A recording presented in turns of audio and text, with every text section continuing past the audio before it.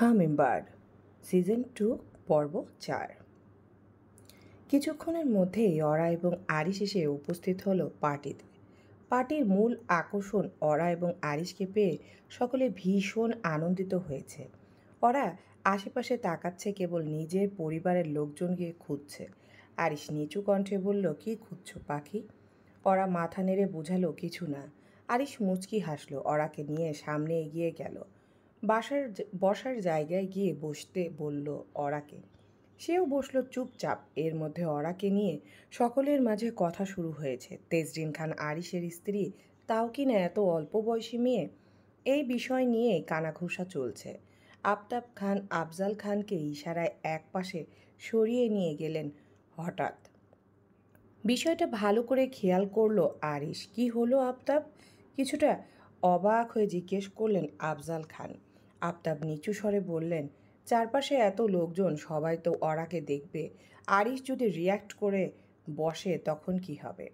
ভাইয়ের কথাটা অমূলক নয়। নিজের ছেলেকে ভালো করেই চেনেন আফতাব। ঠিক বলেছ, কি করা যায় বুঝতে পারছি না।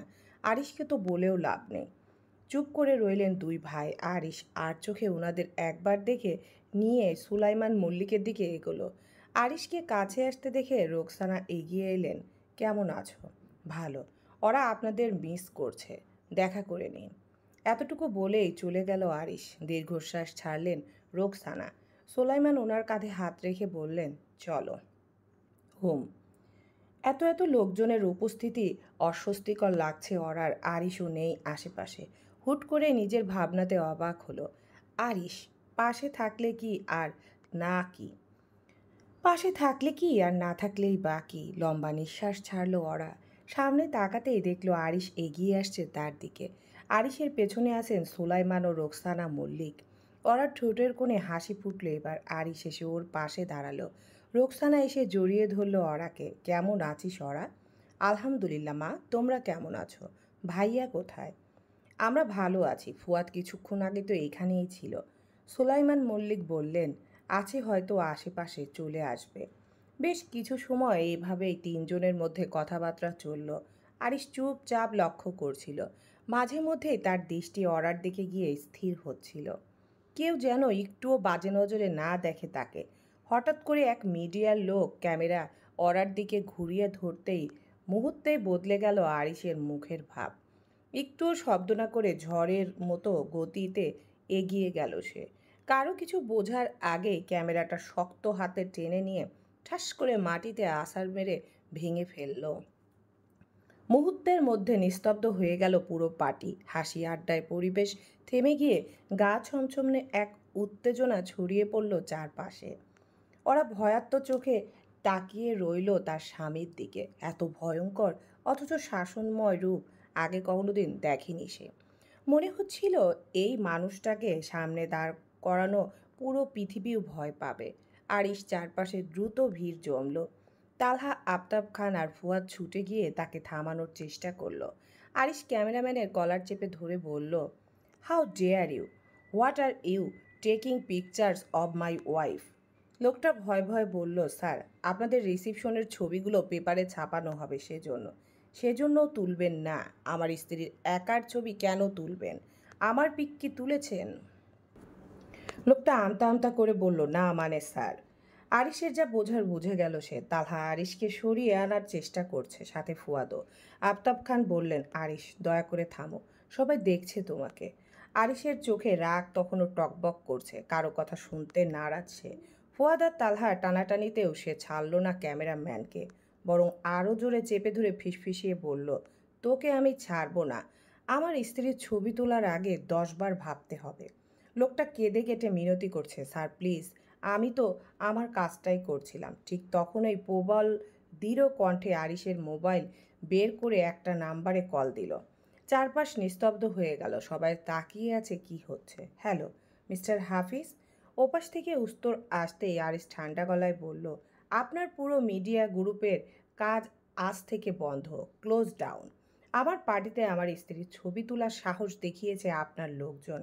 আগামীকাল থেকে আপনার কোম্পানির কোনো সাংবাদিক, কোনো ক্যামেরাম্যান এই শহরে নামতে পারবে না যদি আমার অনুমতি না থাকে, বুঝেছেন? সবার সামনে এক হাত দূরে দাঁড়ানো ক্যামেরাম্যান হাঁপাচ্ছে। ফোন কেটে আরিশ সরাসরি তাকালো ওর চোখে। চাকরি গেল তোকে, বের হয়ে যায় এখনই। লোকটা লজ্জায় ভয়ে পালিয়ে গেল হল রুম থেকে।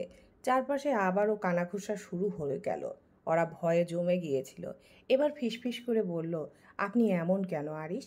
আরিশ ওরার দিকে এগিয়ে এসে ঝুঁকে খুব ধীর গলায় বলল, তুমি আমার স্ত্রী, তোমাকে কেউ দেখবে না আমার অনুমতি ছাড়া। মিডিয়া আমার দরকার নেই, আমি নিজেই খবর। ওরার বুকটা ধক করে উঠল। এতটা ক্ষমতাশালী, এতটা পাগলামিপূর্ণ দখল, এটা কি ভালোবাসা নাকি অভিশাপও? আপনি শান্ত হন, ভয় পাচ্ছ? অরার চোখ ছলছল করছে। আরিশের আরিশ ওর হাতটা শক্ত করে ধরল। হ্যাঁ, ভয় লাগছে আপনাকে, বসো তুমি। আরিশ অরাকে বসিয়ে দিয়ে দূরে বসে থাকা আফতাব খানের দিকে দৃষ্টিপাত করল। তারপর ধীর পায়ে সেদিকে এগোলো। সেই ফাঁকে রোকসানা অরাকে জড়িয়ে ধরে শান্ত করতে চেষ্টা করলো। এর মধ্যে মিডিয়ার লোকজনের মধ্যে কেমন গুঞ্জন ছড়িয়ে পড়ল। আরিশের স্ত্রী, ওর ছবি তুললেও তো দেখছি ঝামেলা হয়ে যাবে। ওরা শিউরে উঠল, মুখটা হালকা লাল হয়ে গেল। ভেতরে ভেতরে কেমন অস্বস্তি কাজ করছে তার। ফুয়াদ এগিয়ে এসে ফিসফিস করে বোনকে আশ্বস্ত করতে চাইল, কিন্তু ওর কণ্ঠে শঙ্কা লুকানো নেই। সুলাইমান রুকসানা কি বলবে তাও বুঝতে পারছে না। মেয়ের মাথায় হাত বুলিয়ে দিতে থাকলেন। আফতাব খান আরিশের কাছে এসে আরিশকে কাছে আসতে দেখে বললেন, আরিশ, তোমাকে নিয়ে কি করব? তুমি বুঝতে পারছো তোমার আজকের আচরণের জন্য মিডিয়াতে কতটা কাদা ছোড়াছুড়ি হবে? আরিশ ঘাড় কাত করে মুচকি হাসলো একবার। পার্টিতে যত ফটোগ্রাফার আছে সবাইকে বলুন ওরার কোনো ছবি যেন বাইরে না যায়। আফতাব খান দীর্ঘ শ্বাস ছাড়লেন। আরিশ এটুকু বলেই আবারও অরার দিকে এগিয়ে গেল। আফজাল খান সবকিছু দূর থেকে দেখতে রইল কেবল। রাত গভীর। খান পরিবারের পরিবেশ এখন চুপচাপ। তামান্না এখনও রান্নাঘরে কাজ করছে। তালহা এলো হাতে পানির বোতল। তালহাকে দেখে তামান্না বলল, ঘুমাননি ভাইজান? তালহা বিরক্তিতে কপাল কুঁচকে ফেলল। পানির বোতলটা তামান্নার হাতে ধরিয়ে দিয়ে বলল, এমনিতেই ভালো লাগছে না, তার মধ্যে ভাইজান ভাইজান বলে আরও মেজাজ খারাপ করিও না তামু। তামান্না কিছু বলল না। এমনিতে বাড়ির পরিবেশটা কেমন থমথমে হয়ে আছে। ঠিক আছে, পানি লাগবে তো, দিচ্ছি আমি। তামান্না বোতলে পানি ভর্তি করতে লাগলো। ওরা ভাবির জন্য খারাপ লাগছে গো, ভাইয়ার পাগলামি সহ্য করার মতো না। তো কিছুই করার নেই, দীর্ঘশ্বাস ছাড়ল তামান্না। তালহাও চুপ করে গেল। পানির বোতলটা হাতে নিয়ে রান্নাঘর থেকে বেরিয়ে যেতে যেতে বলল তালহা, এখন আর কিছু করতে হবে না, ঘুমাতে যাও। তামান্না মাথা নেড়ে সম্মতি জানালো। তালহাও চলে গেল নিজের রুমের দিকে। রাত গভীর। পুরো বাড়িটা একেবারে নীরব, যেন সবার ঘুম ভেঙে গেছে আজকের কাণ্ডে। ওরা রুমের এক কোণে বসে আছে। হালকা আলোয় তার চোখ দুটো লালচে হয়ে উঠেছে। বুকের ভেতরটা কেমন অস্থির লাগছে। ভালোবাসা না ভয়, দুটোই যেন মিশে আছে। বারবার মনে পড়ছে আরিশের সেই ঝড়ের মতো আচরণ, ক্যামেরা ভাঙা, লোকটাকে কলার চেপে ধরা, আর তারপর সেই দৃঢ় দৃষ্টি। ওরা মাথা ঝাঁকিয়ে ফেলল। এ কেমন মানুষ, ভালোবাসে না তবুও বিয়ে করেছে। আগলে রাখছে নাকি বন্দি করে রাখছে? ঠিক তখনই দরজা খুলে ভেতরে এলো আরিশ। একটা কল আসাতে রুম থেকে বের হয়েছিল সে। তার ঠান্ডা চেহারা, কিন্তু চোখে আগুনের ঝিলিক এখনো বেঁচে আছে। ওরা ভয়ে বুক শক্ত করে ধরল। তার চোখ সরল না ওর থেকে। কি হয়েছে? আরিশের গলা কর্কশ শোনালো। ওরা ধীরে ধীরে বলল, আপনি সবার সামনে যা করেছেন তাতে। আরিশ এগিয়ে এলো ধীরে, তারপর হঠাৎই ওরার সামনে বসে পড়ল। চোখ সোজা ওরার চোখে। কি করেছি? রক্ষা করেছি তোমাকে। জানো কি চোখে তাকাচ্ছিল ওরা তোমার দিকে? আমার স্ত্রীকে ওভাবে কেউ দেখতে পারবে না। ওরা ঠোঁট কামড়ে নিল, কথা আটকে আসছে। এভাবে রক্ষা করে? ভয় পাই আমি আপনাকে। মুচকি হাসলো আরিশ। ওরার চুলগুলো শক্ত করে চেপে ধরে গভীরভাবে ঠোঁটে আঙ্গুল ছুঁয়ে দিয়ে বলল, ভয় পাওয়া ভালো ডার্লিং। ওরা চোখ বন্ধ করে ফেলেছে এর মধ্যে। ওরা ঠোঁট কামড়ে নিল, কথা আটকে আসছে। এই মানুষটার সাথে কথা বলতেও ভয় লাগে। থেমে থেমে বলল সে, এভাবে রক্ষা করে? এসবের তো দরকার ছিল না। ভয় পাই আমি আপনাকে। মুচকি হাসলো আরিশ। পরক্ষণে হাসি উবে গেল চেহারা থেকে। রাগে দৃষ্টিতে তাকিয়ে আবারও চুলগুলো শক্ত করে চেপে ধরে গভীরভাবে ঠোঁটে আঙ্গুল ছুঁয়ে দিয়ে বলল, ভয় পাওয়া ভালো ডার্লিং। দরকার ছিল না মানে কি? তুমি চাও লোকজন তোমাকে দেখুক? ওরা চোখ বন্ধ করে ফেলেছে এর মধ্যে। শেষের কথাটি আরিশ ধমকে বলেছে, ফলশ্রুতিতে তার ভয়ে থরথর করে কাঁপছে শরীর। ওর থেকে কোনো উত্তর না পেয়ে গর্জে উঠল আরিশ, বলো, তুমি চাও লোকজন তোমাকে দেখুক? সেজেগুজে ওভাবে তোমার সৌন্দর্য দেখুক, এটাই চাও? আপনি ভুল বুঝছেন। আমি তেমন কিছু মিন করতে চাইনি। চুপ। আমি ভুল বুঝিনি। আমি আরিশের যেন মাথা খারাপ হয়ে গেছে। সে এদিক ওদিক তাকাতে লাগলো কেবল। ওরা আর হাবভাব দেখে ভয়ে নিজেকে গুটিয়ে ফেলেছে। আরিশ আচমকায় বসা থেকে উঠে দাঁড়ালো। তারপর সোজা রুম থেকে বেরিয়ে গেল। ওরা ফ্যাল করে কেবল সেদিকে তাকিয়ে রইল কিছুক্ষণ। লোকটার কি মাথায় সমস্যা ভেবে পেল না ওরা। ওর ভাবনা শেষ হওয়ার আগেই আরিশ ঢুকলো রুমে, হাতে ক্যামেরা। দরজা বন্ধ করে দিল সে। এগিয়ে গেল ওরার কাছে, হাত ধরে দাঁড় করিয়ে দিল। ওরা কিছু জিজ্ঞেস করার সাহস পেল না আর। ছবি তোলা নিয়েই তো বিষয়। তুমি চাও তোমার ছবি তোলা হোক? আজকে সারা রাত তোমার ছবি তুলবো আমি। সুন্দর সুন্দর ছবি। তারপর সেগুলো ঘরের দেয়ালে টানানো হবে।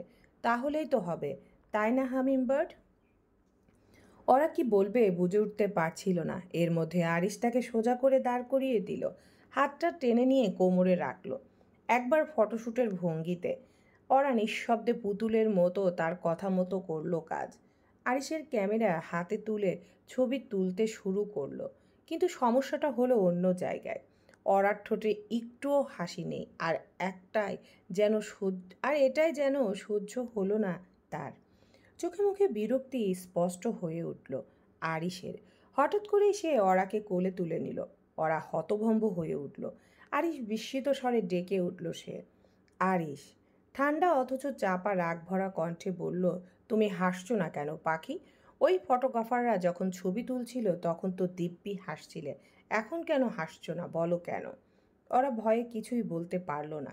এদিকে আরিশ তো তাকে কোলেই নিয়ে ঘর থেকে বেরিয়ে যাচ্ছিল। ওরা বুঝতেই পারছিল না সে আসলে কি করতে যাচ্ছে। আপনি এরকম করবেন না প্লিজ। কি হয়েছে আপনার? এমন কেন করছেন? এই দেখো, আমি তোমাকে হাসার কথা বললাম, তুমি তুমি এরকম বলছো কেন পাখি? আরিশ ভোলা ভালা হাবভাবে ওরা আশ্চর্য হলো। এই লোক তো মাত্র রেগেছিল, এর মধ্যে এরকম শান্ত ভঙ্গিতে কথা বলছে, কি অদ্ভুত। ওরাকে চুপ করে থাকতে দেখে আরিশের চোখগুলো যেন আরো লালচে বর্ণ ধারণ করতে লাগলো। সে দ্রুত বেগে ওরাকে কোলে নিয়ে কিচেনে প্রবেশ করলো।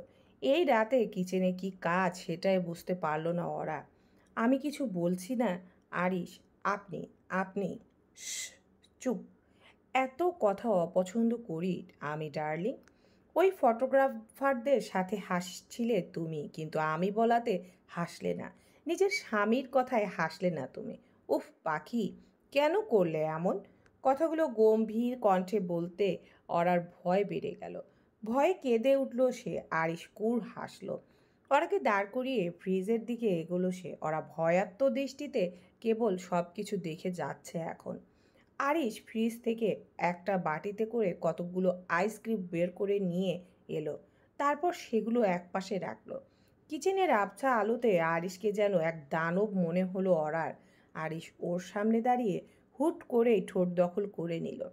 ঠোঁটের জ্বলুনি অনুভব করতে ওরা পালাতে চাইল, তবে পারল না। নোনতা স্বাদ পেতেই আরিশ ওরাকে ছেড়ে দিল। ওরার ঠোঁটে আঙ্গুল ছুঁয়ে দেখল রক্ত পড়ছে। সেই দৃশ্য দেখে আরিশ ওরার গলা চেপে ধরে হিসহিসিয়ে উঠল। আমি ছবি তুলতে গেলাম আর তুই হাসলি না পাখি? আপনি কি সুস্থ মানুষ? ওরা রেগে মেগে বলল কথাটা। ঠোঁটের ব্যথায় কষ্ট হচ্ছে বড্ড ওর। আরিশ ওরার গলায় হাতের চাপ বৃদ্ধি করলো এবার। ওরার চোখগুলো বড় বড় হয়ে গেল তাতে। মনে হলো দম যেন আজ বেরিয়ে যাবে ওর। আমি পাগল? এসব অপবাদ দিয়ে অন্য কারোর সাথে চলে যাবি তুই? কক্ষনো না। তেজরিন খান আরিশের ঘরে একবার যখন এসেছিস তখন তোর মুক্তি নেই। লাল শাড়ি পরে যেই চৌকাঠ পেরিয়ে এসেছিস, যেতে হলে সাদা কাফন পরে সেই চৌকাঠ পেরোতে হবে। এছাড়া কোনো উপায় নেই। অরার চোখ দিয়ে অনবরত পানি পড়ছে, দম নিতে কষ্ট হচ্ছে। কিছুতেই আরিশের হাতটা সরাতে পারছে না ও। অরার ছটফটানি দেখে আরিশ নিজেই হাতের চাপ কমালো সে মুহূর্তে। মুহূর্তেই কাশতে লাগলো মেয়েটা। আরিশ ভীষণ ব্যতিব্যস্ত হয়ে উঠল তাতে। পানির বোতলটা এগিয়ে দিল অরার দিকে। অরা কিছুটা পানি পান করে শান্ত হলো। মিনিট পাঁচেক লাগলো নিজেকে ধাতস্থ করে নিতে। বেশি কষ্ট হচ্ছে হামিংবার্ড? ওরা অসহায় দৃষ্টিতে তাকিয়ে আছে। কথা বললে যে শাস্তি পেতে হবে সেটা ভালো করে বুঝতে পেরেছে সে। তাই আপাতত চুপ করে থাকাটাই কে বেছে নিয়েছে ওরা। আরিশ অরার ঠোঁটের কোণে আলতো করে আঙ্গুল ছুঁয়ে দিতে ব্যথায় মৃদু আর্তনাদ করে উঠল ওরা। আরিশ দুঃখী দুঃখী মুখ করে বাটিতে রাখা আইস কিউব থেকে একটা হাতে নিল। তারপর এক হাতে অরার কোমর পেঁচিয়ে ধরে নিজের সাথে চেপে ধরল। অন্য হাত দিয়ে অরার ঠোঁটে বরফ লাগিয়ে দিতে থাকলো। ব্যথা জায়গায় ঠান্ডা অনুভব হতে একটু হলেও ভালো লাগার রেশ বয়ে গেল। কিন্তু কিছুক্ষণের মধ্যেই অরা টের পেল এটা কোনো কেয়ারিং নয়, বরং শাস্তি। আরিশ অরার ঠোঁটে বরফ লাগিয়ে যাচ্ছে। অরা চাইলেও ছাড়ছে না তাকে। এতটা ঠান্ডা সহ্য করতে পারছে না অরা, আর নিজেকেও ছাড়াতে পারছে না। এত নড়াচড়া করছো কেন পাখি? ব্যথা কমে যাবে, সহ্য করো একটু। আরিশের সেই অদ্ভুত হাসি অরার গা শিউরে উঠল। কিছু বলার সাহস পেল না সে। সেদিন রাতটা যেন অরার জন্য এক অজানা শাস্তির মতো হয়ে উঠেছিল। আরিশ জেদ ধরে তাকে কষ্ট দিচ্ছিল, নিজের দখল বোঝাচ্ছিল প্রতিটি আচরণে। তবে এক সময় অরার চোখের জল সব কিছু বদলে দিল। ছোট্ট মেয়েটির নীরব কান্না যেন ভেতর থেকে আরিশকে থামিয়ে দিল। গভীর নিঃশ্বাস ফেলে ক্লান্ত অরার শরীরটাকে তুলে নিল সে। চুপচাপ তাকে ঘরে নিয়ে এসে বিছানায় শুইয়ে দিল। কোনো অকারণ বাক্য বা প্রশ্ন নয়, শুধু নিজের বুকের ভেতর শক্ত করে আগলে রাখলো অরাকে। সেই আঁকড়ে ধরা উষ্ণতায় ধীরে ধীরে ঘুমিয়ে পড়ল দুজনেই। রৌদ্রময় এক সকাল, পদ্মার ফাঁক গলে আসা সোনালি আলো ঘরটাকে উষ্ণ করে তুলছে। অথচ বিছানায় শুয়ে থাকা অরার ভেতরটা কেমন যেন অস্থির লাগছে। তবে সে এখনো আধো ঘুমে চোখ বন্ধ। হঠাৎই চোখ মেলে তাকাতেই বুকের ভেতর ধক করে উঠল। গত রাতের ঘটনা ঝলসে উঠল তার মনে। ভয় আর অস্বস্তির এক মিশ্র অনুভূতি ছড়িয়ে পড়ল সারা শরীরে। বিছানার অন্য পাশে নজর পড়তেই দেখল ওর পাশে আরিশ নেই। ওরা চারিদিকে চোখ ঘুরিয়ে খুঁজতে গেল। পরক্ষণেই শুনতে পেল গম্ভীর অথচ কোমল কণ্ঠস্বর। Good morning hummingbird. আরিশ জানালার ধারে দাঁড়িয়েছিল এতক্ষণ। সকালের আলোয় তার চেহারা আরও গম্ভীর অথচ শান্ত লাগছে। ওরা চমকে উঠে ধীরে ধীরে উঠে বসলো, শরীর ভারী, মন অস্থির। Good morning. শরীর কেমন লাগছে? কিছু বলার আগেই আরিশ এগিয়ে এসে এক নিমিষে তাকে কোলে তুলে নিল অরাকে। ওরা অভ্যস্ত নয়, তবুও প্রতিরোধের শক্তি পাচ্ছিল না। কোথায় যাচ্ছেন? অতিরিক্ত কথা বলা পছন্দ করি না আমি। এক কথা কতবার বলতে হবে? দমে গেল সে। চুপচাপ আরিশের কথায় যা কোথায় যাচ্ছে সেটা দেখতে থাকলো এবার। আরিশ অরাকে নিয়ে ধীর পায়ে হাঁটতে হাঁটতে ওয়াশরুমের দিকে গেল। তার আচরণে কোনো রাগ নেই, নেই কোনো তাড়াহুড়ো, বরং এক অদ্ভুত কেয়ার আছে এখন। যেন অরাকে নিজের মতো করে সামলাতে চায়। অথচ অরা আরিশের এই আচমকা কেয়ার করা আবার রাগ করা নিয়ে সংশয়ে রয়েছে। আরিশ ওয়াশ বেসিনের সামনে দাঁড় করিয়ে দিল অরাকে। টুথব্রাশে পেস্ট লাগিয়ে একেবারে শিশুর মতো যত্ন এগিয়ে ধরল তার ঠোঁটের কাছে। মুখটা খোলো, আমি করিয়ে দিচ্ছি। কণ্ঠে অদ্ভুত এক কর্তৃত্ব আর স্নেহের মিশ্রণ। ওরা প্রথমে ইতস্তত করলো, কিন্তু আরিশের দৃঢ় দৃষ্টির সামনে নতি স্বীকার করলো। আরিশ তার জন্য ব্রাশ চালাতে লাগলো ধীরে ধীরে, যেন কোনো দামি জিনিসের যত্ন নিচ্ছে। তারপর গ্লাসে পানি এনে মুখ ধুইয়ে দিল। অরার চোখে চোখ রেখে আরিশ মৃদু হেসে বলল, ঠোঁটে মলম লাগিয়ে দেব, ব্যথা কমে যাবে। আগে ব্রেকফাস্ট করো, তারপরে। ওরা চুপ, মাথা নাড়া, শুধু মাথা নেড়ে সম্মতি জানালো একবার। ওর মনের ভেতর ভয়, দ্বিধার এক অদ্ভুত আকর্ষণ একসাথে লড়াই করছে। সে বুঝতে পারছে না এই মানুষটা আসলে ভালোবাসছে নাকি তাকে নিজের একান্ত করে রাখার এক ভয়ঙ্কর প্রচেষ্টা চালাচ্ছে। ওরাকে যত্ন করে তৈরি করিয়ে ব্রেকফাস্ট টেবিলের দিকে এগিয়ে এলো আরিশ। টেবিলে ইতিমধ্যে বসে আছেন আফজাল খান, আফতাব খান, তালহা আর সুভা। ওরা একটু সংকোচে চেয়ার টেনে বসলো। মাথা নিচু, চারপাশের দৃষ্টি তার উপর স্থির হয়ে আছে। অস্বস্তি নিয়েই খেতে শুরু করলো সে। আরিশ অরার সব কিছুতেই খুব খেয়াল করে। এ বাড়িতে এসে কেমন লাগছে অরা মা? সব কিছু ঠিক আছে? শ্বশুরের প্রশ্নে মুচকি হাসলো অরা, নিচু কণ্ঠে বলল, জি ঠিক আছে বাবা। অচমকা আরার ঠোঁটের কোণে হালকা ক্ষত দেখে থমকে গেলেন আফজাল খান। অভিজ্ঞ চোখে তিনি মুহূর্তেই বুঝলেন এটা কোনো দুর্ঘটনা নয়, কারো আগ্রাসী ভালোবাসার ছাপ। স্নেহভরা দৃষ্টিতে একবার অরার দিকে তাকালেন, আর কিছু না বলে চুপচাপ খেতে লাগলেন। ব্রেকফাস্ট শেষে সবাই যার যার কাজে চলে গেল। আফজাল খান আরিশকে ডাকলেন নিজের ঘরে। আরিশ অরাকে রুমে পৌঁছে দিয়ে এসে বাবার রুমের দিকে এগোলো। আরিশ আফজাল খানের রুমে ঢুকতেই দরজা ভিজিয়ে দিলেন তিনি। কিছুক্ষণ পর চুপ করে ছেলেকে লক্ষ্য করলেন। আরিশ ব্যস্ত ভঙ্গিতে বলল, কিছু বলবেন বাবা? আরিশ, অরা ছোট মেয়ে, ওর সাথে একটু ভালো ব্যবহার করো। আরিশ ভুঁড়ি কুঁচকালো, বুঝতে চেষ্টা করলো বাবা কি বলছে। পরক্ষণে বুঝতে পারলো সবটা।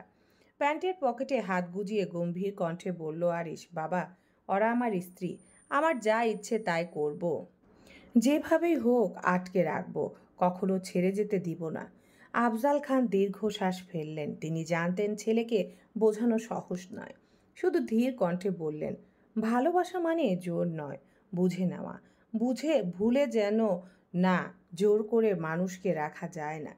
কিন্তু আরিশের মুখে তখনও সেই গা ছমছমে আত্মবিশ্বাস। বাবা, আমি ওকে এমনভাবে নিজের করে রাখবো যে ও আমাকে ছাড়া আর কিছু ভাবতেই পারবে না। ঘর ভরে গেল এক চাপা নীরবতায়। আরিশ বেরিয়ে গেল রুম থেকে। আফজাল খান আরিশকে চেনে। এই ছেলে বড্ড জেদি, একরোখা স্বভাবের। তাকে কথা শোনানো প্রায় অসম্ভব। ওরাকে এ বাড়িতে বউ করে এনে কি তবে ভুল করলেন আফজাল? মনে মনে এই প্রশ্নের উত্তর খুঁজতে গিয়ে তিনি অনুভব করলেন আফজাল খান রোকসানাকে বলে কয়ে বিয়েতে রাজি না করালেও আরিশ ওরাকে বিয়ে করতই। সেটা যেভাবেই হোক চলবে ইনশাআল্লাহ।